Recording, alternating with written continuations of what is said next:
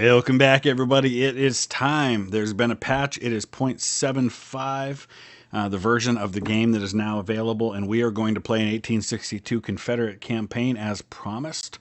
And also, as promised, I will be inserting all of those patron units, especially the ones that didn't get to see combat. And the way I'm going to do it is I'm going to take them in reverse order.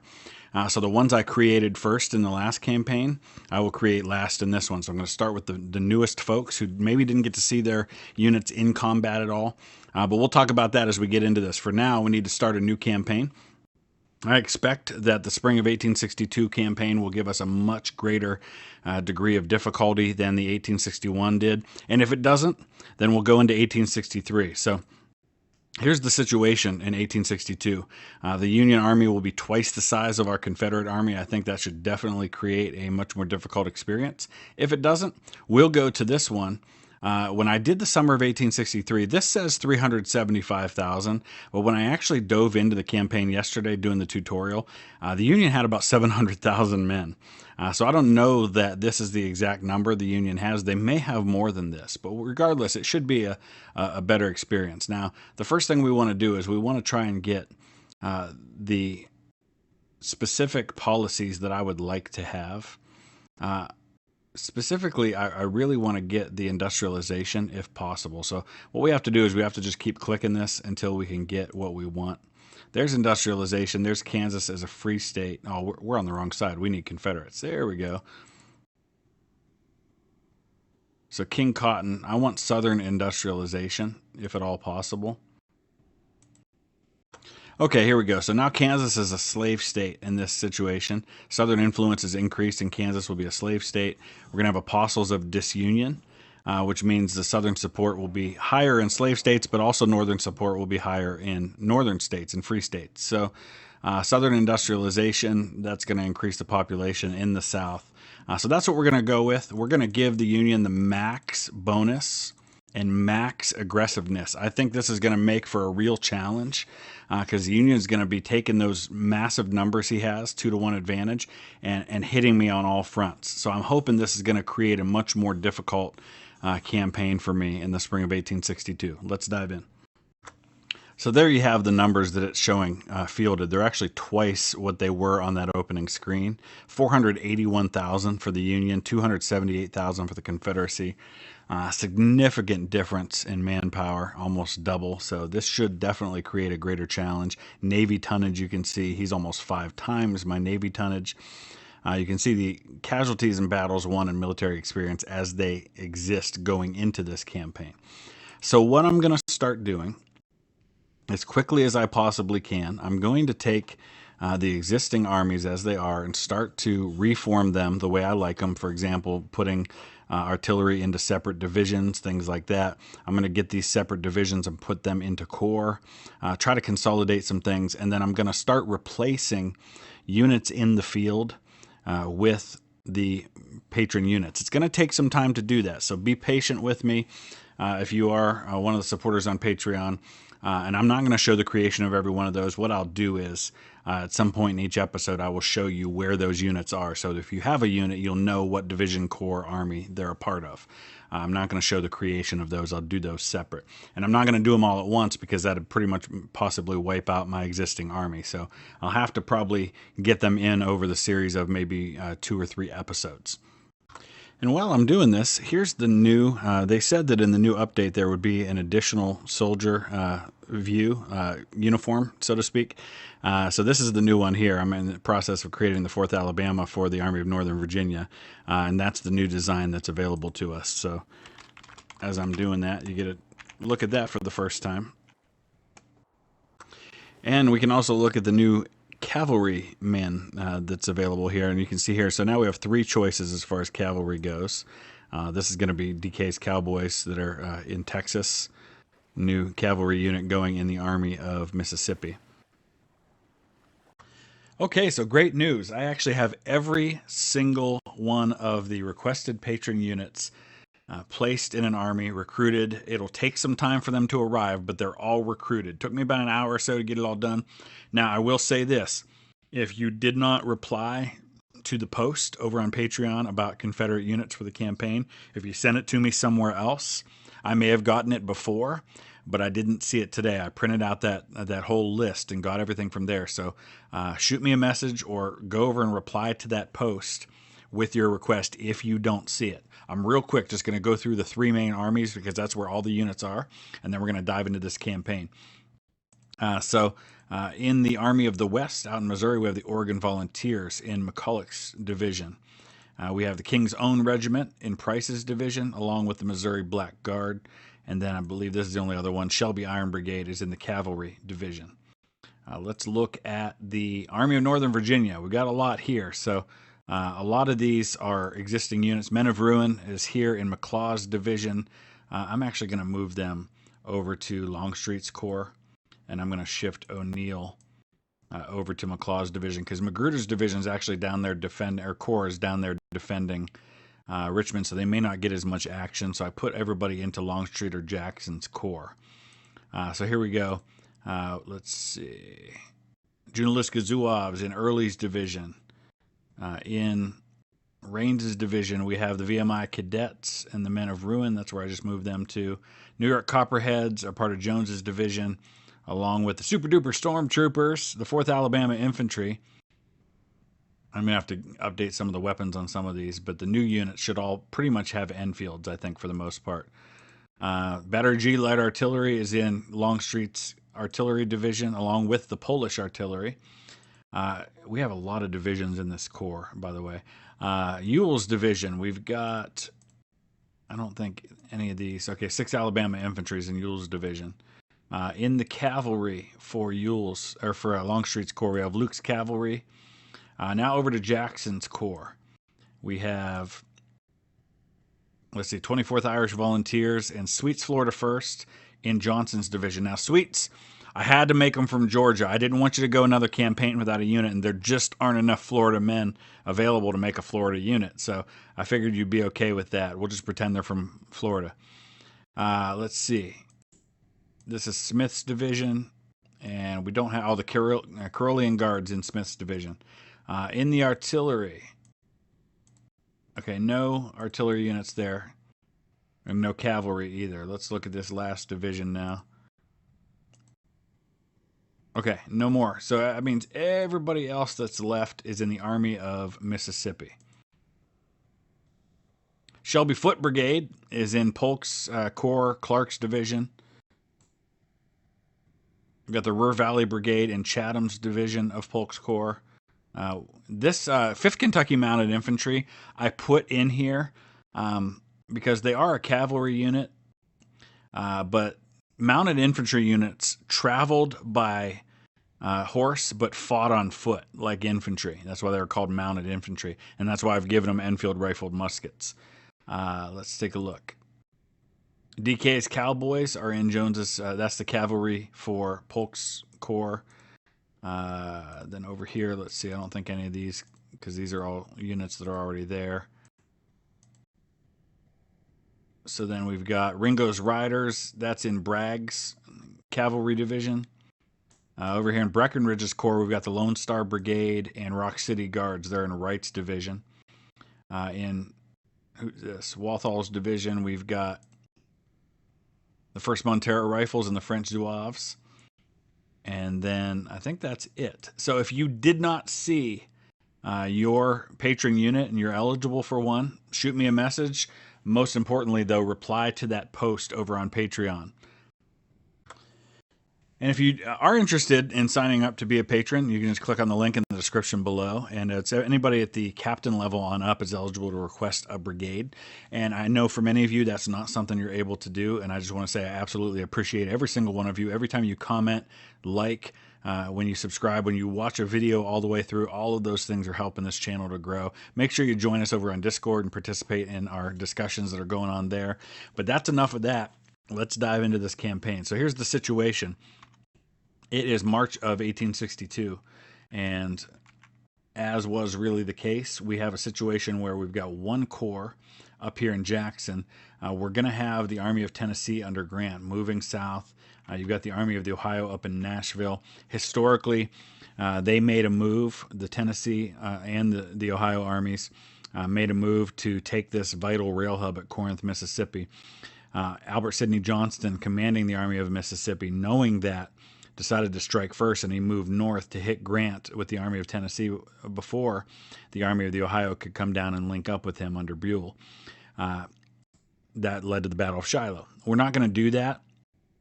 I need to consolidate my forces, and I need to give myself time for these reinforcements, all the units I just created, to actually arrive on the battlefield.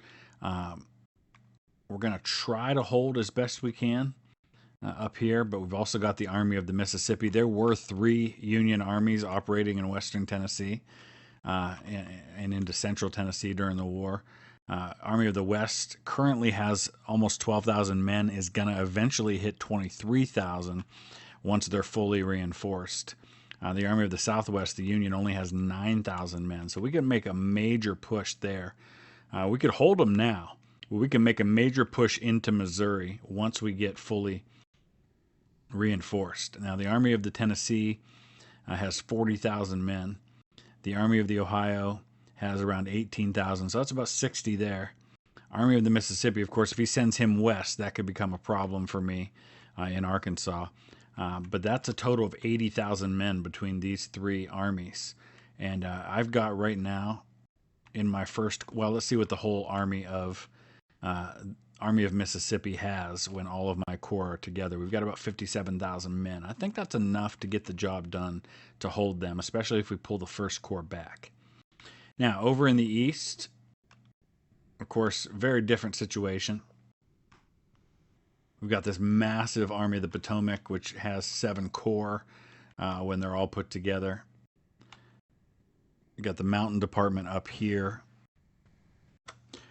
And let's look at the corps under the Army of the Potomac. Got the 5th Corps, you got the 4th Corps here, 2nd, 3rd, 1st. Let's see what the Army of the Potomac is showing all told. He's showing 99,000 men. And of course, I've got my 2 corps, Jackson's corps, 27,000 men. In fact, it may be more than that.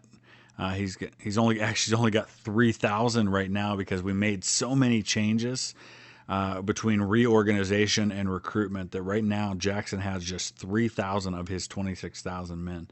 Let's see how quickly he's going to get the rest. That has me a little bit concerned. You can see how many of the units have, and a lot of this was just moving folks around. Okay, Smith's division will be there in 2 days. They've got 9,000 men, so that'll help. There's another 5,700 there. So all told, we'll be okay once all of those men arrive. But the Army of Northern Virginia is going to be kind of spread out. Where is Longstreet? Now, this is Hill's Corps. We need to change that name because it was under D.H. Hill. So I went ahead and I replaced Johnston with Robert E. Lee. I replaced D.H. Hill with Longstreet and then kind of combined some things.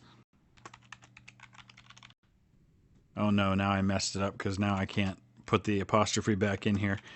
It has apostrophes in things, but you have to kind of delete around it because you can't type an apostrophe for some reason. So that's how I got apostrophes in some of the names. Like you just have to delete everything but the apostrophe when you're doing that. But there, at least I have Longstreet's name on the corps now. It'll take a second for that to reflect on the map.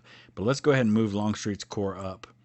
And if he does decide to attack me, as I expect he will, because he's going to be pretty aggressive, we're going to need Jackson's corps to be able to reinforce them quickly. And we also have some perks to pass out. So let's start with perks for the Army of Northern Virginia. 79,000 strong when they have everybody together. I'm going to start with Ambulance Corps to care for our wounded soldiers and get them back quickly. Jackson's Corps. Oh boy, decisions. I like the idea of the Balloon Corps. It'll help me see them a little faster and know what's going on the battlefield tactically. It's going to take 51 hours for us to get Longstreet's corps moving. That's unfortunate. And again, he's only got 2,000 men because we've made so many changes. The other thing we need to do is look at policies. Industry 1 is not even selected, so we absolutely need to select industrialization 1. We need diplomacy 2, but we've got to get free trade first before we can choose that one. That's going to make some new things available. We do have Militia Act 3, so that means we're already at having 36-month volunteers. and we have military too. I don't think I'm going to choose recruitment bounties because I think we're good on manpower, at least for now. As I've done previously in campaigns, I want to get a fort down here on the peninsula around Williamsburg. And that, if I fortify that well, should free me up to be able to send the Army of the Peninsula north, because they're really just an additional corps of the Army of Northern Virginia. And I'd like to get those 10,000, eventually 13,000 men up there available for the Army of Northern Virginia. All right, so I had to go in and invest a little more in policies. With the addition of the free trade policy, that opened up diplomacy too once I invested, so I could get an 8th policy. So that's going to cost a little bit of money for that, but that's okay, not a big deal. We're watching, it's March 6th, we're watching for the construction of this fort to be completed. Because then what I'm going to do is I'm going to recruit a couple of Virginia regiments, probably some conscript if we have them available. And then we're going to pull the Army of the Peninsula out of there and send them north. The Army of East Tennessee is up here north of Knoxville. Probably around, I guess that's probably in the Bristol area. All right. We have contact with the Army of the Potomac. Oh my gosh. This is going to be a massive battle right off the bat. Because we've got the 2nd Corps, the 4th Corps, the 5th Corps is right there. This is going to be huge. And we've got 18,000 of Jackson's 27,000 men available. So we're really short-handed. Longstreet is not... Oh, no. He's probably not within range. Oh, he's just... Oh, no, he's not. He's out of range. Okay, so this is... And he's only got 2,300 men. This may be an unwinnable situation for me this early. But we're going to fight it and see what happens. All right, let's take a look. Back at our friendly neighborhood Antietam battlefield. So to start, we actually have an advantage, 18,000 to 9,000. But it said McClellan had 51,000, and that's actually what you can see here. 51,000 infantry, 4,700 cavalry, but only 9,000 on the battlefield right now. So this is where it's going to be key. We've got to seek him out and hit him fast before his reinforcements arrive. Part of me thought about sitting back and defending, but if he doesn't have his full force, it might be better for me to try and hit him fast and win the battle before he has a chance to get his reinforcements, because we're really, really short-handed here.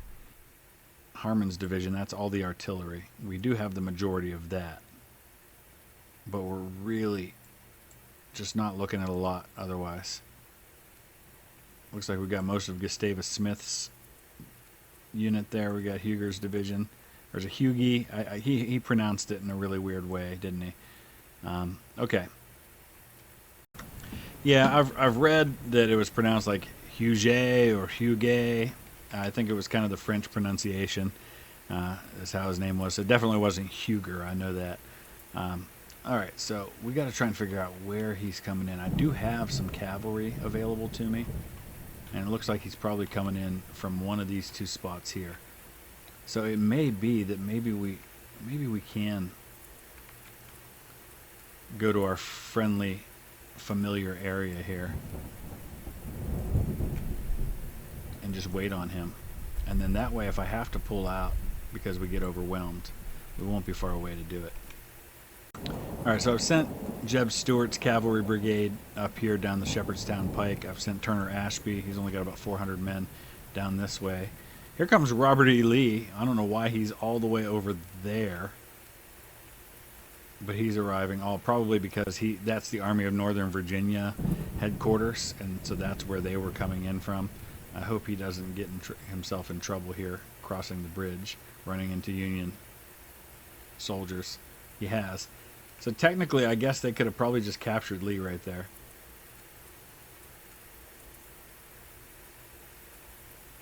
Oh, Sumner arrived. So they already have gotten some of their reinforcements. Let's take a look how many. Yeah, now he's up to 26,000. So it's good that I decided not to get aggressive there. Would have paid for it. So this area here is not passable because the bridge is out. So there's no reason for me to be defending over here. The main thing I got to worry about is if he decides to cross way upriver somewhere. But I'm going to assume, for the time being, that he cannot, and that this is going to be his main means of crossing. I'm going to start by moving these other brigades over here, and then I'll check and kind of see if there is a place to cross down here. We'll send Ashby down, and then once he gets over here, I'll try to cross him and see if he finds a spot to cross. And if he doesn't, then I know that they can't cross down there. All right, so we're going to go ahead and start digging in here. We're going to build fortifications all the way along this defensive line, and it seems like deja vu, except the difference is we're facing a much larger force than we have in these other battles that have been fought here. So here we have it. I brought Turner Ashby down here, and I gave him orders to come over to this point, but he's going to go all the way back over here to cross at Boatler's Ford. So this is obviously the only place the Potomac River can be crossed, at least on the southern half of the map. So if he's going to come at me, it's going to be here. So we're going to go ahead and get our entire force along this area. We'll get them built up as much as we can. We've got our fortifications there. We're going to get all the artillery in either behind or on the sides so we can hit him as hard as we can. Let's go ahead and bring Stewart back across. Out of complete abundance of caution, I'm going to keep Turner Ashby over there. I'm sending Jeb Stewart's cavalry all the way up here to Shepherd's Ford, where we can just keep an eye out just in case the Union does decide to cross up there and try to flank me. Otherwise, we're getting our men into position. I'm going to have 2 divisions on the line at the fortifications, a 3rd division in reserve, just in case we need to plug anybody in. First sighting of an enemy unit. Looks like it's just his cavalry, though. He's got a couple of units of cavalry that must be screening ahead of the main force. I'm going to send Turner Ashby over here just to keep an eye on things. But so far, that looks like all he's got here. I think they're all coming down through Sharpsburg. And I would guess that if his cavalry came this way, his infantry is probably not far behind. My artillery has opened up on his cavalry, who's just sitting there at the moment. You can see here, the green symbols for all these units shows that they're behind breastworks in cover. The yellow cover here means that they're taking cover at the road. They don't have the full cover of breastworks. His cavalry's not really going to try to cross, are they? Seems like a ridiculously bad decision to make. I mean, they can't sit there and keep getting hit by artillery. But charging across this bridge doesn't seem like the way to go either.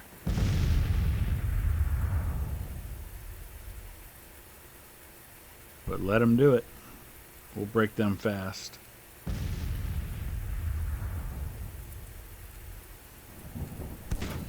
I've got this well covered.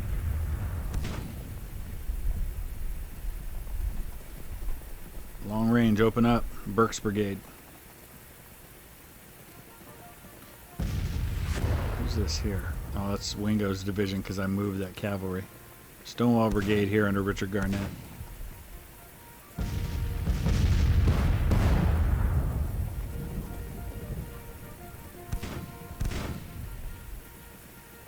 You're not going to see any of the patron units this early in the war, just because they're all still out on recruitment. Yeah, these guys, I think they're stuck. They don't know what to do. They'll eventually break. We're waiting on his infantry to arrive. I will say this, they're resilient, man. They have been attacking and attacking and attacking with all 3 of these cavalry units, and they haven't given up. We've lost 144 men in Burke's Brigade, though they have gained a perk.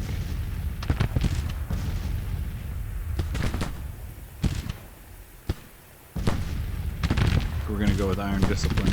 That's going to be primarily what I use for a lot of my units for their first perks. Armistead, just 1,000 men left in that brigade. Some of these older kind of legacy brigades, so to speak, are going to eventually need to be combined.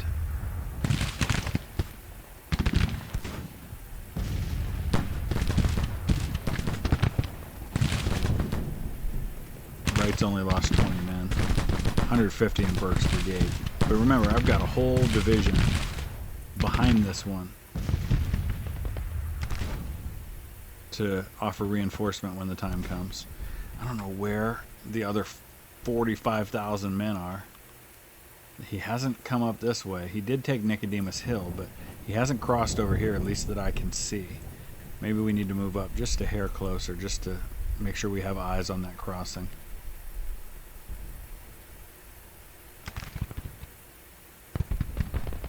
Not sure why Jackson's up front like that. That makes me a little nervous.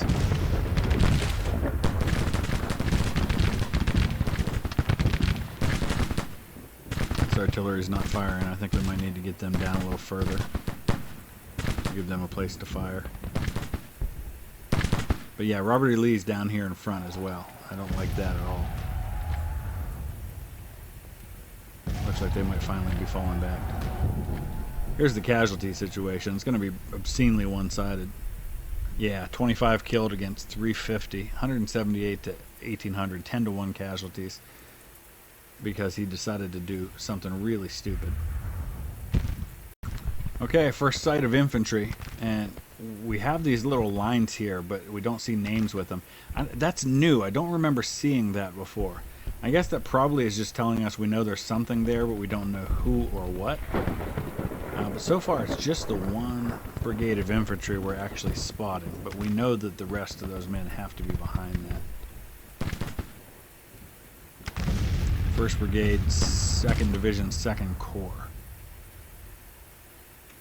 Let's see if all of my artillery is firing, because I may need to get some of it moved to a spot where I can better fire. Okay, they're firing.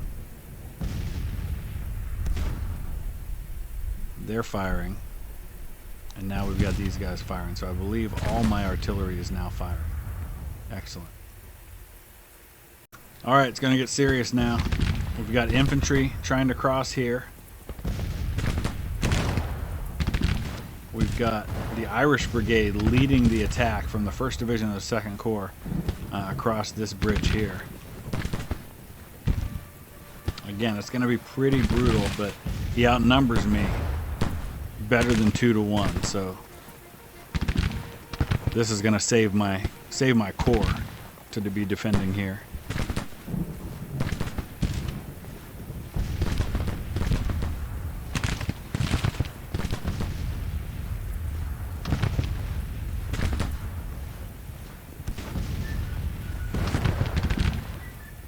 Let's see who else we're starting to spot. So we got the Irish Brigade. Looks like we got Oliver Howard.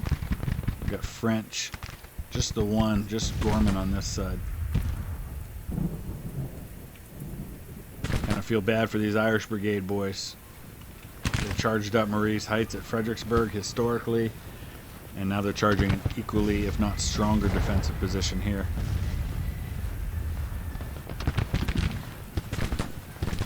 How are we doing on Burke's Brigade? 160 losses. We need to be ready with reinforcements. Let's go ahead and bring Anderson's brigade up. Just behind them. Johnson as well. Or Whiting, I guess it is. We'll bring Hood's division up on, or brigade up on this side.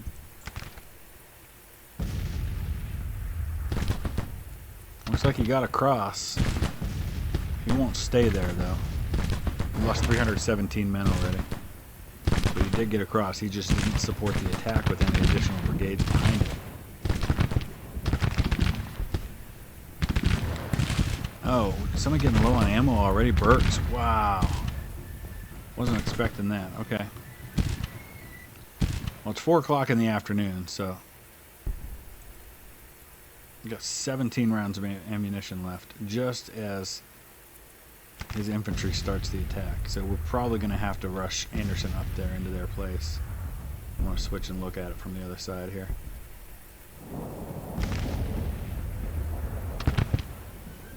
How many do we got here? We got 48 for Armistead. Wright's got 51 rounds left.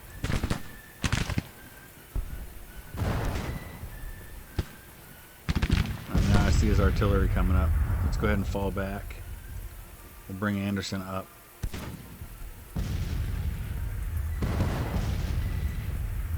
And they can take his spot right there in the fortifications.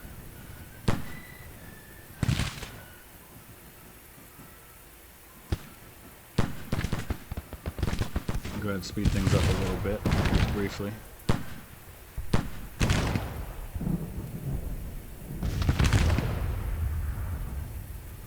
Keep holding, boys. Alright, they drove back the sole infantry division that attacked over on the other side.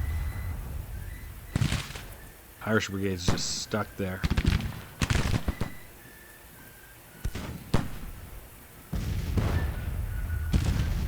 Now he's starting to get his artillery up. But still, we're not seeing the 50,000 men that we know he has. I don't know where he's going with the rest of them. Probably looking for another spot to cross. Okay, more units arriving, and it looks like the Irish Brigade have come across, and they're trying to break through my fortifications. Let's go ahead and make sure we've got additional units up. Burke's in reserve now, but we're going to bring him up close just in case we need him over there.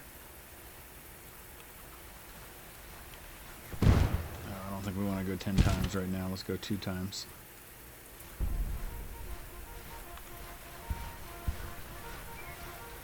It's almost 5 o'clock. Where are these guys coming from?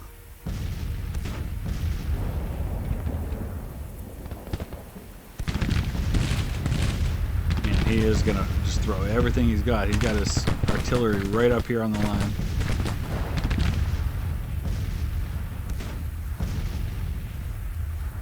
I'm going to have Armistead fire on these guys.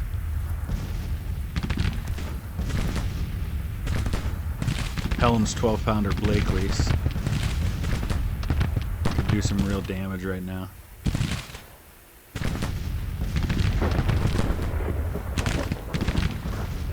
Keep bringing it, Yankees. Keep bringing it.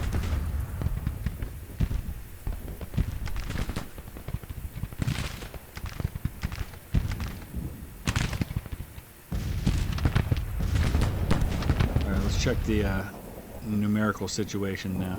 He's lost 6,000 men. Oh my gosh. Keep attacking over that hill, dude. I'm going to destroy your army in the first battle. Got 150 guns. Why is he not bringing all of those up and just shelling the crap out of my position? Because he could. He absolutely could with 150 guns. He could line them all up on the river here and just blow my fortifications to nothingness. I think he was just too far spread out.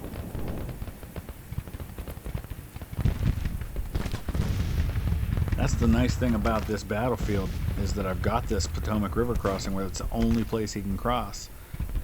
And so it completely negates his 3-to-1 advantage that he had in numbers.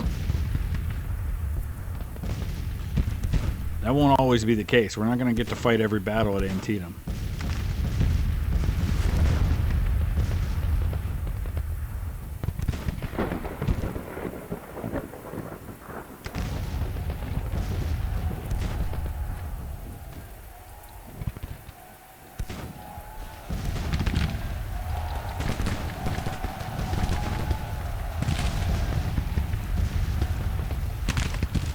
He's got more artillery up over here now. But he's got artillery right up on the river. And he is going to shell me. There's a Stonewall Brigade holding up. Only 81 losses. They're an elite unit already, so that's cool. They've got Deadly Volley 3.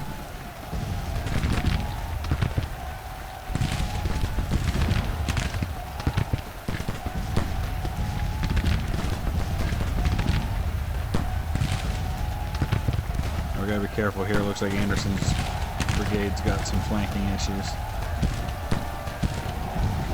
Oh well, it might have something to do with the fact that they're facing that way. No, don't go down there.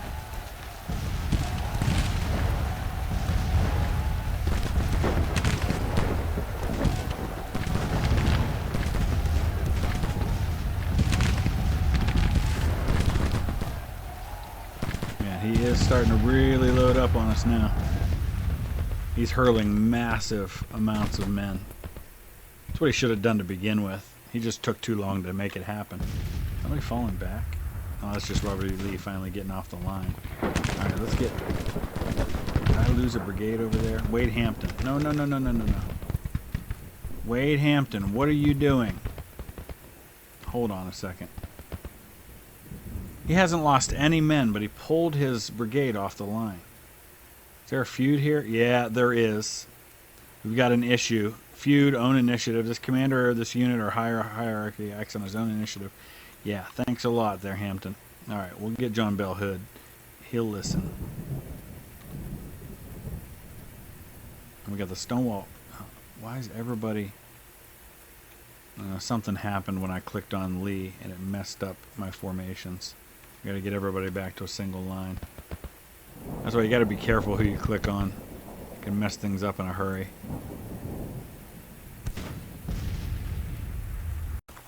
Alright, we're up to almost 6 o'clock p.m. now. I'm getting everybody back on the line. Pretty much the whole army had adjusted because of that accidental clicking on Lee for orders, so we're trying to get everybody back where they were before, and it's slowly happening. It's just taking some time, but I think we're holding. He's massing so many men. Let's see where we're at now. I see even more brigades coming in behind them. All right, we've lost 720 men. We've inflicted 8,000 casualties, so it's still a 10-to-1 advantage for us. There's the end of the day. That's actually really good news, but now he might get even more reinforcements. All right, we're into day 2. We've got everybody resupplied. It's 9 o'clock in the morning. He did continue the attack. One of his brigades actually came across and got themselves captured, what was left of them. Looks like now he's pushing the attack right here in the center with Sykes. I think he just thinks that if he can just throw more and more fresh brigades at me, that eventually he's going to just overwhelm my numbers, and he may be right.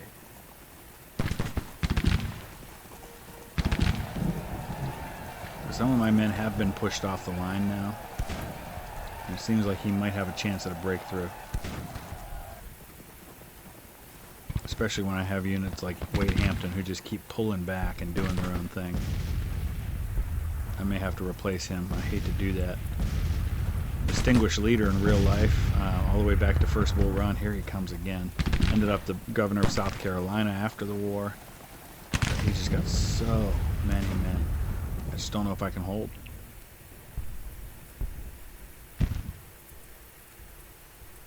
Yeah, I mean, still, look, 1,200 casualties for me, 13,000 for him, but eventually I'm going to run out of ammo, and if he hits me with everything, not a lot I can do.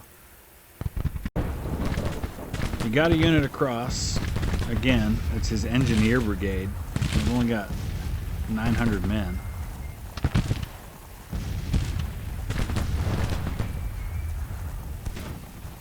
It looks like now they might fall back.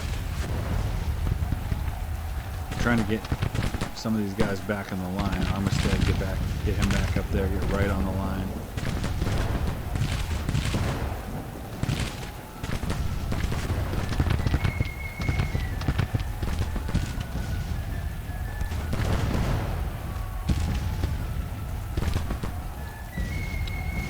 Just so many Union forces. Let's get Whiting up on this line now.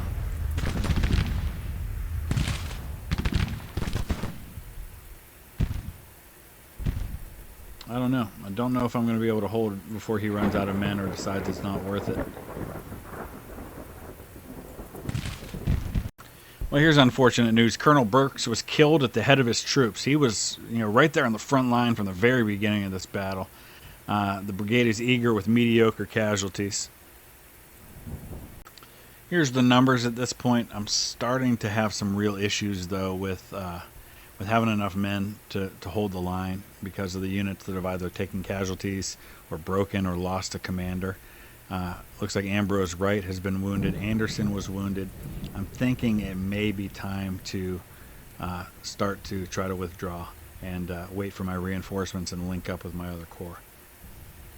Okay, so it was a minor Confederate defeat, but look at the cost to McClellan's army. 19,000 casualties. Just 3,500 on my side. That was worth it. We're going to go ahead and leave the field, though, but that's okay. We're going to probably lose Winchester because of it. But the good news is that now we can pull back. We can wait for those reinforcements from all those patron units that we know are coming up. And going to give me another 10,000 men in Jackson's corps. We can link him up with Longstreet's corps. We can have the full Army of Northern Virginia together in one spot. We also have those folks from Magruder's corps down on the peninsula that I'll be able to pull up to join them as soon as we get that fort finished and we can get it reinforced. So General Whiting has become famous and an inspiration for his men. So we're going to wrap it up right there. This is going to be a long campaign, I think. The Union just has so many men. I expect this to be a much tougher fight. I'm looking forward to the challenge. Let me know your thoughts. Use the comment section below. And we will see you again very soon with another episode. Thanks for watching.